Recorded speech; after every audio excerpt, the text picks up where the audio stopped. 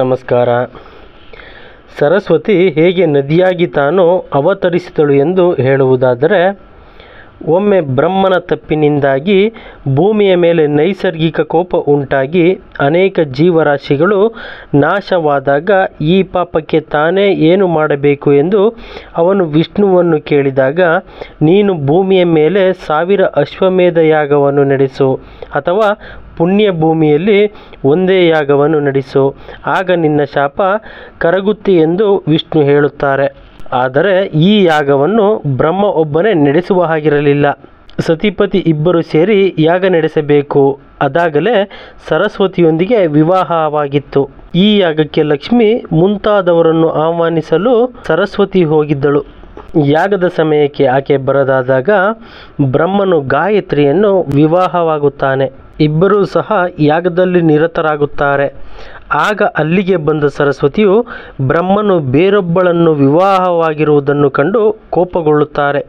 ಬ್ರಹ್ಮ ಯಾಗ ನಡೆಸಿದ ಸ್ಥಳವೇ ಈಗಿನ ತಮಿಳುನಾಡಿನ ಕಾಂಚೀನಗರ ಎಂಬ ನಂಬಿಕೆಯ ಪ್ರತೀತಿ ಇದೆ.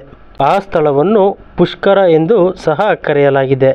ನನ್ನಿಂದ ಅಲ್ಲದೆ ಬೇರೆಯವರಿಂದ ನಡೆದ ಈ ಯಾಗವು ಮುಗಿಯಬಾರದು ಎಂದು ಸರಸ್ವತಿಯು ತಾನು ನದಿಯಾಗಿ ಬದಲಾಗಿ ಯಾಗವನ್ನು ಕೆಡಿಸಲು ಮುನ್ನುಗ್ಗಿ ಹರಿದು ಬರುತ್ತಾಳೆ.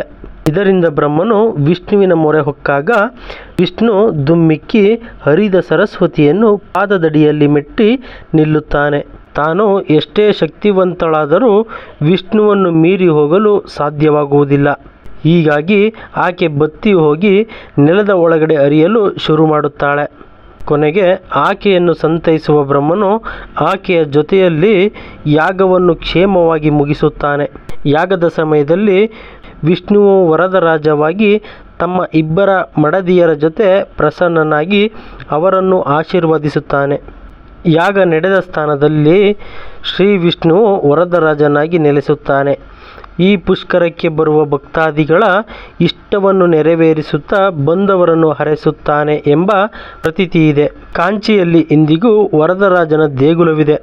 ಸರಸ್ವತಿಯು ನದಿಯಾಗಿ ಹರಿದ ಸ್ಥಳವೇ ಇಂದಿನ ಪಾಲಾರ್ ನದಿ ಎಂದು ಹೇಳಲಾಗಿದೆ. ನಮ್ಮ ಸನಾತನ ಧರ್ಮದಲ್ಲಿ ಇಂತಹ ಅನೇಕ ರೋಚಕ ಕಥೆಗಳು ಬರುತ್ತವೆ. ಒಂದೊಂದು ಕಥೆಯು ಇಲ್ಲಿಯ ಒಂದೊಂದು ದೈವದ ಮಹಿಮೆಯನ್ನು ಸಾರುತ್ತದೆ. ಇಲ್ಲಿ ಯಾರೂ ಸಹ ಹೆಚ್ಚಲ್ಲ, ಕಡಿಮೆಯಲ್ಲ.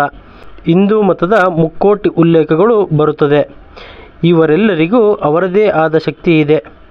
ತ್ರಿಮೂರ್ತಿಗಳಲ್ಲಿ ಎಲ್ಲರೂ ಸಹ ಸಮಾನ ಶಕ್ತಿಯುಳ್ಳವರೇ. ಇಲ್ಲಿ ಒಬ್ಬರ ಅಸ್ತಿತ್ವಕ್ಕೆ ಇನ್ನೊಬ್ಬರ ಸಹಾಯ ಸಲಹೆ ಬೇಕೇ ಬೇಕು.